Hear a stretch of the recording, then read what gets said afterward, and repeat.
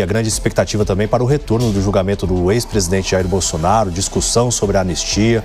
A gente conversa agora com o professor de Direito Constitucional, Gustavo Sampaio, da Universidade Federal Fluminense, que vai nos dar, então, informações sobre o que esperar diante de tudo que está acontecendo, essas mobilizações do nosso país, né, em relação à anistia e também ao julgamento do ex-presidente Jair Bolsonaro e dos outros 7 réus sobre essa suposta trama de golpe. Muito boa tarde. Boa tarde, David. Boa tarde a todas e a todos que nos acompanham na Jovem Pan News. Nós temos que esperar 2 coisas distintas. A primeira delas, que o julgamento, não só do ex-presidente Bolsonaro, mas dos demais acusados na ação penal 2668, em trâmite na primeira turma do Supremo Tribunal Federal, essa que é a ação penal que se verifica em curso com acusados por crimes contra a democracia. Que esse julgamento ocorra dentro da normalidade, que o transcurso seja regular, que nós tenhamos, portanto, respeito à autoridade da decisão judicial. Porque um dos pilares da democracia, David, é a independência dos poderes. O artigo 2º da Carta da República diz que são independentes e harmônicos entre si os poderes legislativo, executivo e judiciário, cada um no seu papel institucional. Então, se nós temos um Supremo Tribunal Federal constituído por ministros que foram, na forma da Constituição da República, indicados pelos vários presidentes que passaram pelo poder, todos sufragados pelo Senado Federal para serem ministros da mais alta judiciária da República, é preciso respeitar a decisão que vier. Esse é o passo 1. O passo 2, se haverá anistia ou não, essa é uma competência dada ao Congresso Nacional, constituído pelos representantes eleitos pelo povo e pelos Estados-membros. Os 513 deputados e deputadas eleitos pelo povo dos 26 estados e do Distrito Federal e os 81 senadores eleitos pelos 26 estados e pelo Distrito Federal. Aí temos o Congresso Nacional. E a competência para decidir se concede anistia ou não, essa não é do Poder Judiciário, é do Poder Legislativo. De maneira que, para concluir, David, é preciso, acima de tudo, para que esses discursos, como o que o governador está fazendo, façam sentido, é preciso que respeitemos a autoridade dos poderes. Na hora de decidir, o Poder Judiciário decide, temos que respeitar a sua decisão. Na hora de decidir, o Poder Legislativo decide e teremos que respeitar também a sua decisão. Assim se faz a democracia constitucional, David. Sem dúvida alguma, né? Agora, quais são as chances de que isso de fato aconteça? Porque a gente tem visto muitas vezes que, na teoria, a última palavra sempre é do Congresso Nacional. Só que a busca por judicializações dos mais diferentes projetos, né, elas estão acontecendo.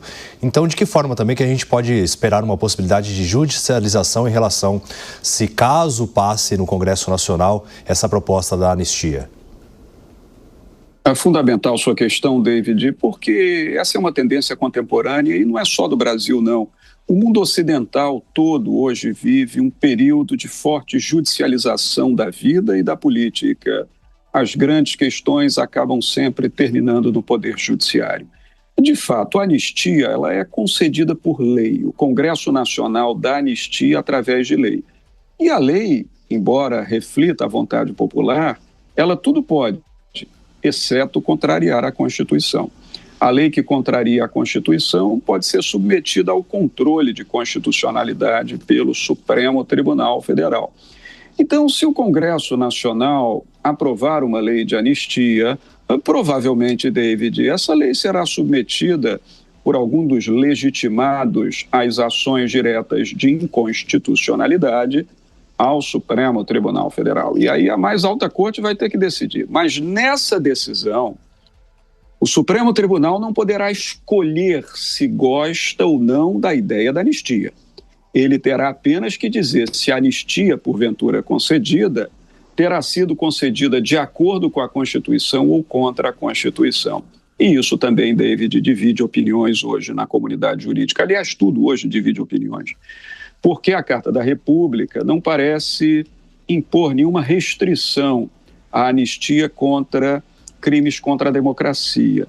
mas uma parte expressiva dos juristas, e talvez isso esteja entre a maioria dos integrantes do Supremo Tribunal Federal, compreende a chamada limitação implícita de poder.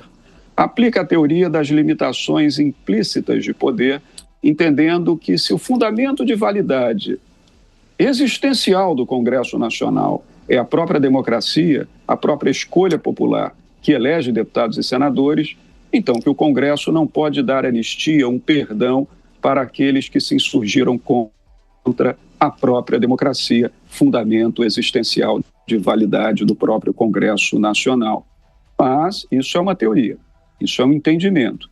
A rigor, a Constituição da República, no artigo 5º, veda, por exemplo, anistia para tráfico ilícito de entorpecentes, para o terrorismo, para a tortura, para crimes hediondos, mas não veda para a ação de grupos armados contra a ordem constitucional e o Estado de Direito. David.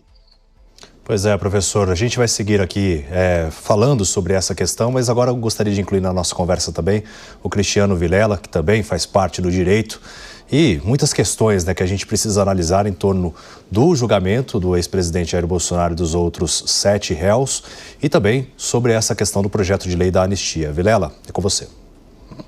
Professor, boa tarde, satisfação falar com você aqui na Jovem Pan. Professor, com relação a essa questão da anistia, que é o grande tema dos últimos dias, tem sido trabalhado fortemente, o convencimento para que se paute um projeto de anistia, muito se fala também sobre uma certa modulação do projeto, até para que ele possa se tornar mais palatável politicamente e com isso conseguir de fato ser pautado e de fato ser aprovado, e para que também diminua as chances de um reconhecimento de inconstitucionalidade uma vez sendo provocado no Supremo Tribunal Federal. Na sua avaliação, talvez um texto mais light que venha a focar nos manifestantes, pessoas comuns de uma forma geral, e que acabe não podendo ser utilizado como uma salvaguarda ao ex-presidente Jair Bolsonaro ou a esse grupo político mais íntimo do poder. Seria uma possibilidade de que pudesse assegurar que, de fato, esse texto, uma vez aprovado, não viesse a ter a sua constitucionalidade questionada pelo Supremo Tribunal Federal? Seria sim. Bom dia também a você, Cristiano. É sempre um motivo de satisfação conversar com você por aqui. Veja, de fato, essa é uma alternativa, é uma linha tênue que está ali num ponto pretensamente de equilíbrio, não é? O velho Sérgio Buarque de Holanda já dizia que o Brasil tende a ser a terra do consenso, não é? Então, quando há assim, um acirramento de forças muito grande de um lado e de outro, busca-se a linha do meio. Por quê? Porque, de fato, se se conceder uma anistia, é possível que o Supremo Tribunal Federal venha a declará-la inconstitucional, pelas razões que já expus. Todavia, o que você menciona é uma corrente intermediária do Congresso Nacional, na verdade não se qualifica como anistia. As pessoas estão chamando isso de uma anistia pela metade, uma anistia tênue, uma anistia branda, mas não é isso, porque a anistia é o perdão da prática do crime dado pelo legislador. E não se trata disso. Se trata do quê? De uma competência que é do Poder Legislativo, que é a competência de redução de penas em abstrato para os crimes. O que significa redução de pena em abstrato para os crimes? Significa prever na lei penal que aquele crime não é mais previsto, por exemplo, com pena máxima de X, mas com pena máxima, digamos, de X sobre 2. Portanto, é uma forma de se reduzir a chamada carga repressória penal, Cristiano. Isso impacta em muita coisa, não é? Porque uma redução de pena na legislação, ela importa, às vezes, o cumprimento da pena inicial em regime semiaberto, não em regime fechado. Então já muda muita coisa. Antecipa o fim do cumprimento da pena também, de modo que há uma possibilidade real disso acontecer, porque no direito penal, Cristiano, se aplica uma regra, que é a regra da retroatividade in melius. Explico o que é. É a retroatividade para o bem. A lei penal não pode retroagir quando ela agrava uma pena, quando ela institui um novo crime. Mas se ela abole o crime anterior ou reduz a sua pena, ela retroage, porque vivemos um Estado democrático de direito. Então, se o crime é punido, por exemplo, com 10 anos de reclusão, a lei passou a fixar 5 anos de pena máxima para aquele crime, Então, é claro que quem foi apenado lá atrás a 10 anos de reclusão vai cumprir 5, pela retroatividade em benefício do condenado. De modo que essa é uma possibilidade real, Cristiano, que o Congresso Nacional, inclusive que a própria base do ex-presidente Bolsonaro encontra, não todos, mas alguns, uma linha intermediária que talvez permita evitar que a nova lei seja submetida ao controle de constitucionalidade pelo Congresso, mas que ela consiga beneficiar de algum modo aqueles que terão sido, porventura, condenados pelo Supremo Tribunal. Mas só note, Cristiano, para concluir, que isso não é o desejo da base mais fiel do ex-presidente Bolsonaro, porque, na verdade, eles querem anistia para que a anistia não só não comprometa a liberdade do ex-presidente, mas também o permita ser candidato, permanecer na política, o que talvez não ocorra, porque além de uma possível condenação por crime, ele foi condenado civilmente numa ação de investigação judicial eleitoral pelo Tribunal Superior Eleitoral, o que o tornou inelegível. Muitas coisas para a gente analisar, né? Porque realmente a grande expectativa é essa. Mas um outro aspecto também que a gente deve observar é a ausência de todos os ministros do Supremo Tribunal Federal que normalmente participam, né, dos desfiles cívicos. E ainda há pouco a Vitória Abel trouxe a informação direto de Brasília de que os ministros, eles não falaram, não estiveram, aliás, presentes. Vamos retomar o papo, então, com o professor de Direito Constitucional, o Gustavo Sampaio, onde nós estávamos, então, analisando o aspecto da ausência dos ministros do Supremo Tribunal Federal, nessa tentativa também, até mesmo de não polarizar ainda mais a situação, né, professor? Exatamente. E nos últimos tempos, sabe, David, eu percebo que os ministros do Supremo Tribunal Federal têm revelado uma certa preocupação em mostrar uma conduta de autocontenção do Supremo Tribunal Federal. E aqui nós temos sempre que falar a verdade e somente a verdade, David, independentemente de lados políticos, né? Essa é a finalidade de todos nós aqui na comunicação. O Supremo Tribunal, nos últimos 20 anos, teve posições muito fortes e muito aparentes, e posições que foram para a praça pública, que não ficaram dentro da própria corte.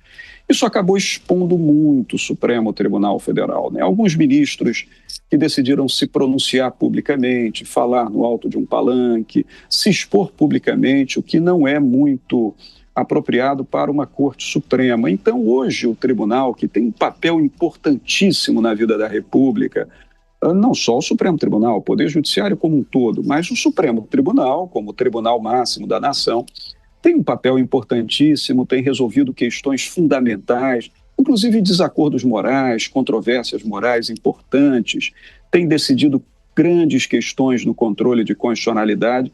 Ele contribui muito para o Brasil e para a democracia, mas ele precisa se conter. Ele precisa decidir com força, mas falar menos e decidir mais, não aparecer muito na tribuna, não aparecer muito nos púlpitos da política, nos palanques da política, para que o seu comportamento seja mais infenso às críticas dos opositores.